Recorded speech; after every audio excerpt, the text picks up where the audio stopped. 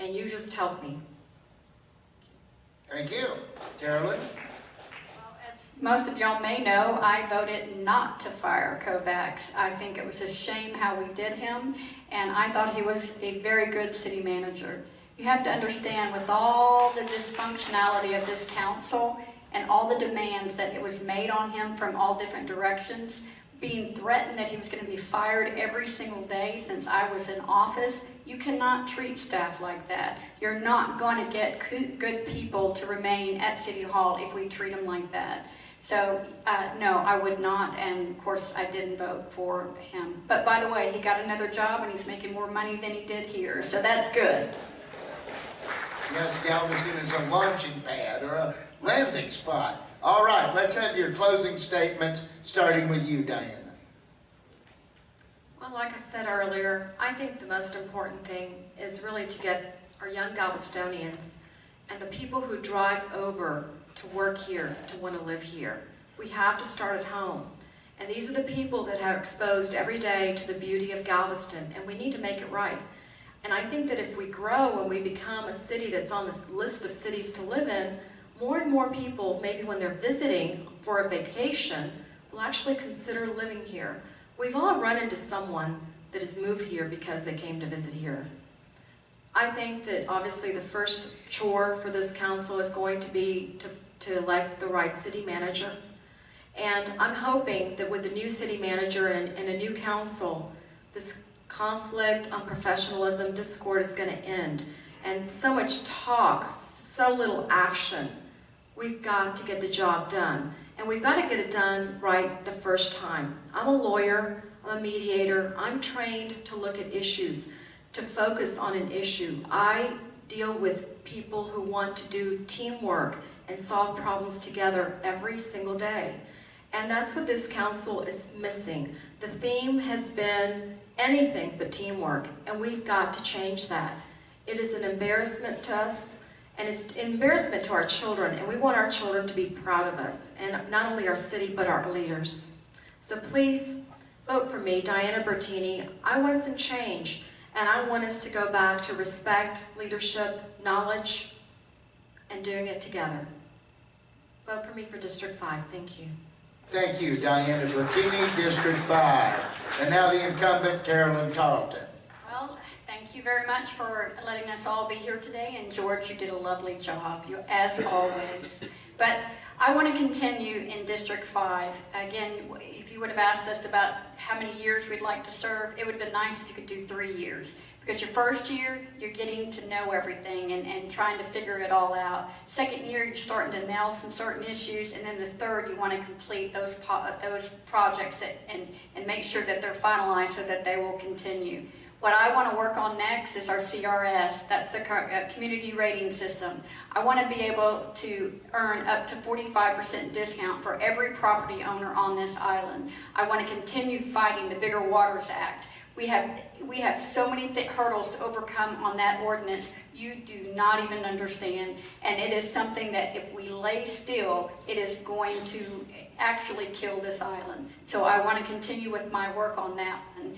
And neighborhood revitalization. We got it started. We've got money in that budget. You're starting to see improvements all the way through this district. I like teamwork. You get more done with team. And I crave that. Unfortunately, I did not have all of that this year, but I hope to have that next year. Because if we can start these neighborhood revitalizations, then all of our neighborhoods are going to be touched citywide every single year. So please remember me at the polls and vote for me for District 5. I want to continue to serve. Thank you. Thank you. Ladies and gentlemen, District 5, Diana Bertini, and incumbent Carolyn Tarleton, you may go.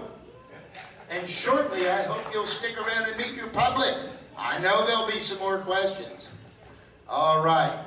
Now we travel to what is commonly known as the best end. And we have our incumbent Marie Robb in District 6 and her challenger Carolyn Sinceri. Marie, will begin with you in your opening statement. Good evening, everyone, and thank you so much for being here, especially since it's been quite some time that you've been sitting here. I'm Marie Robb, the current City Council member for District 6. I have lived full-time in District 6 for the last 18 years. I came to the table with 39 years of business experience, 23 years in the corporate world, 16 years as a small business owner, both companies of which I started here on the island. And I want to continue what I started in my first term. I ran on increasing the infrastructure in District 6 as well as throughout the city. 46% of this city is unserved by sewer. Not just District 6, parts of the port, the north side of 45. If we want to know how we lower our taxes, it's by increasing our tax base.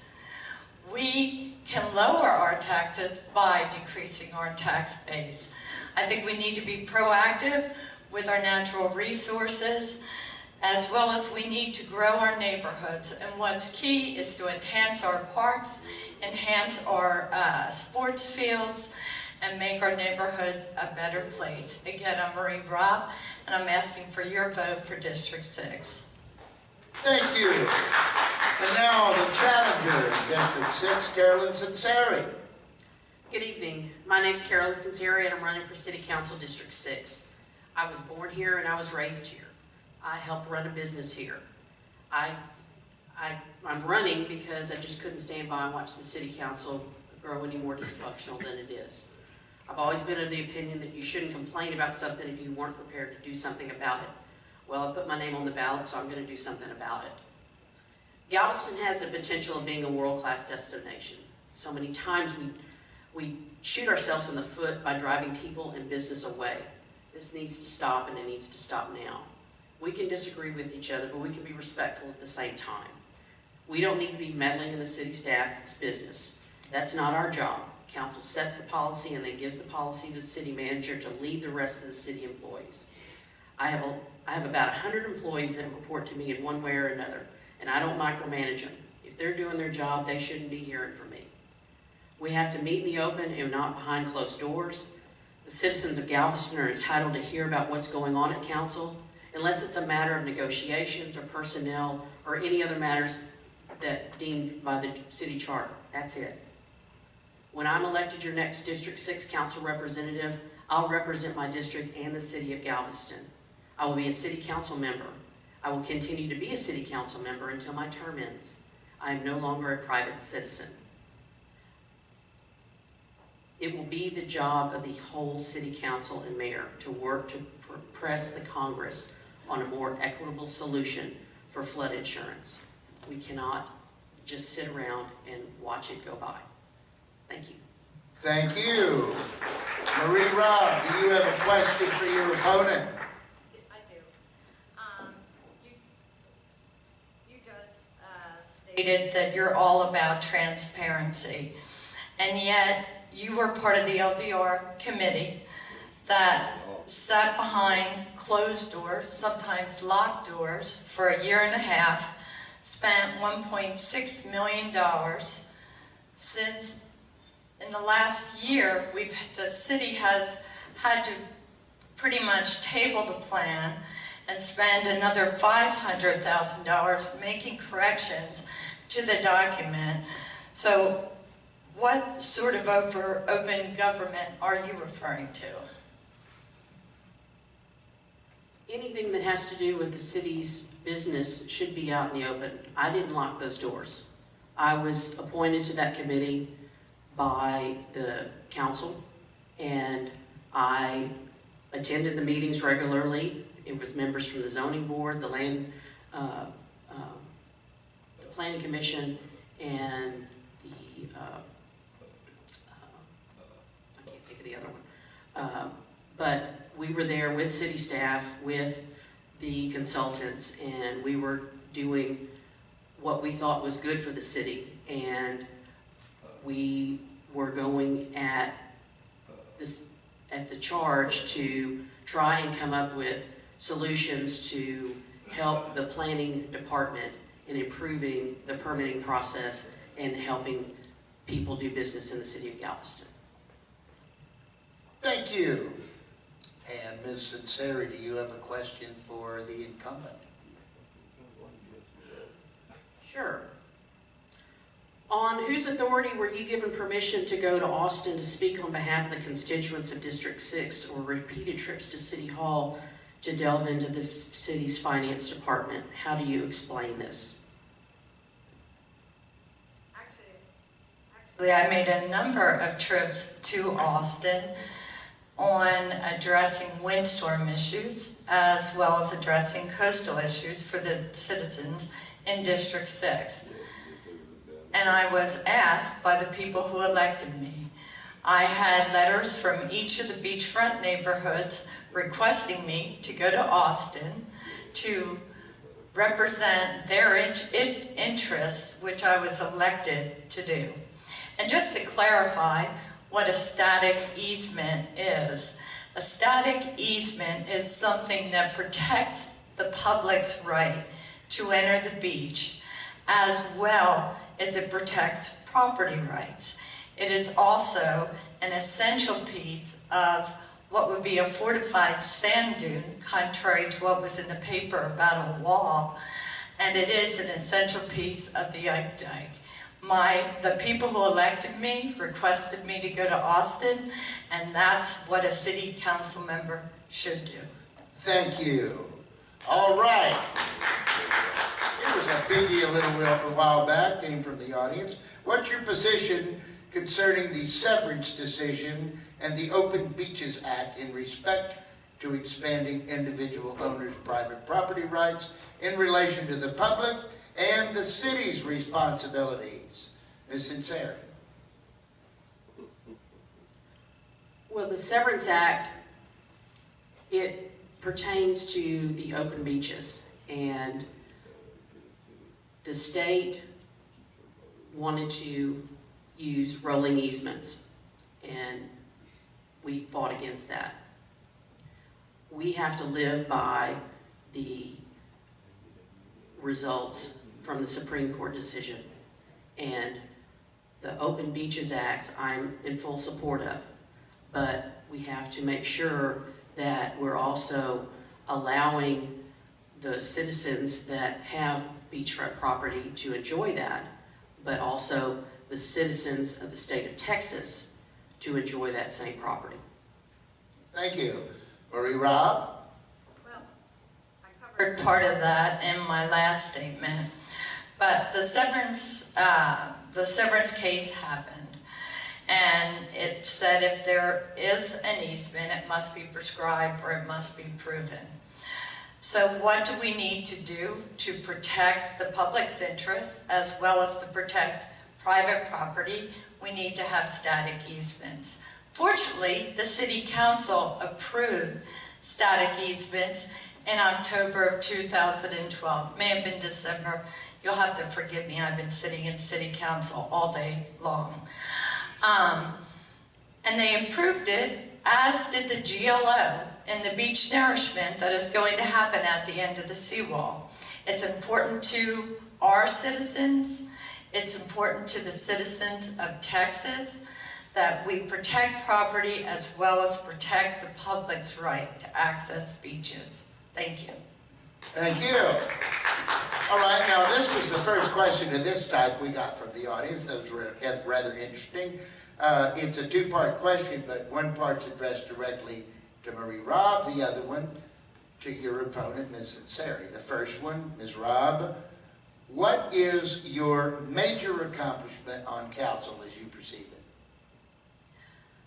I think I think I've had a number of accomplishments, but one of my major accomplishments that affects every person in this city is I uncovered that the city was taking, without the council approving or it being appropriated, money out of our bond funds and using it in recovery.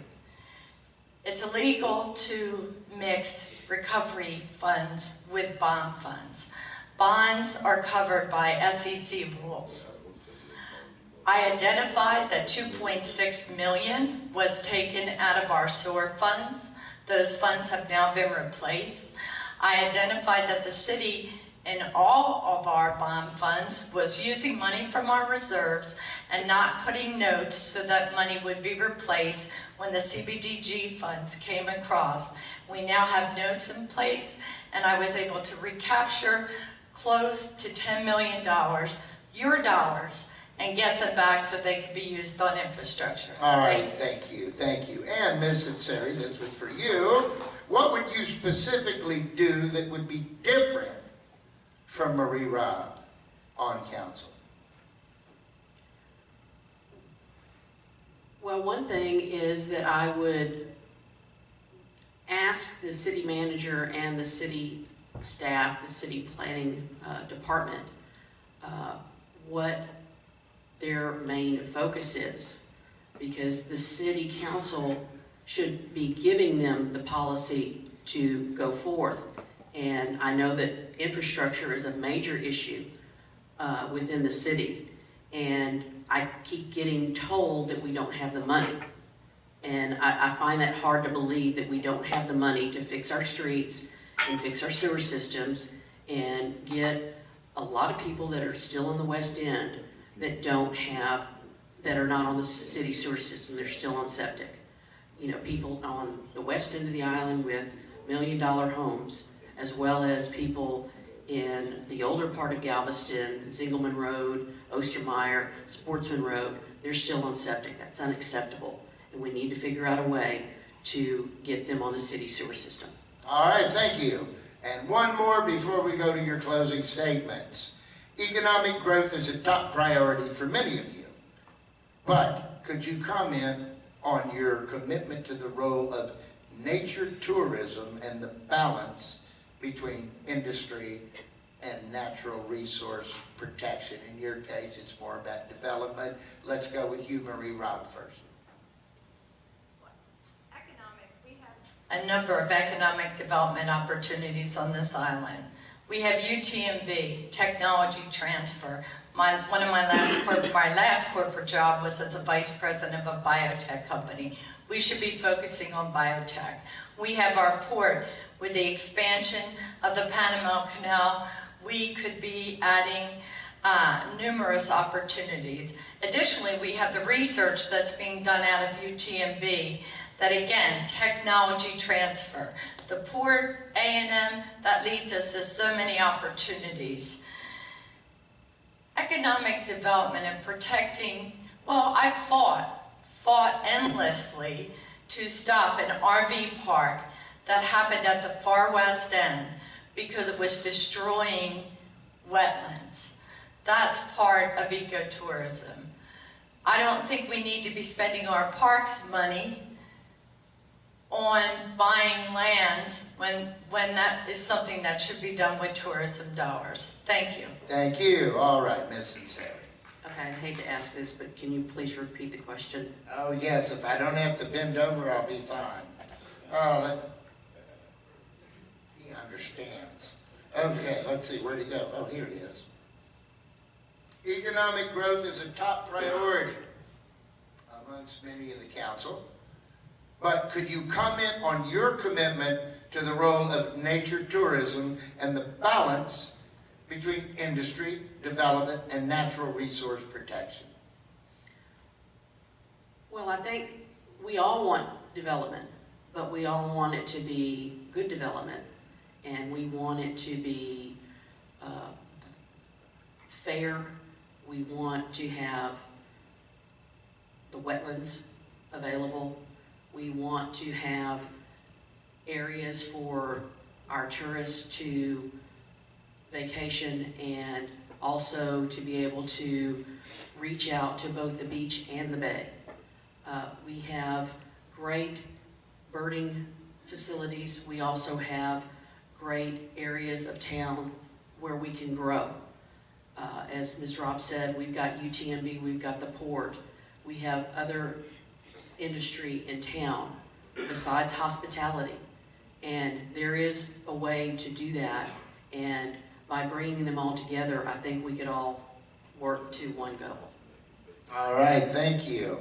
Okay, you can almost relax because it's time for your closing remarks. Marie, we'll start with you. Marie, of course.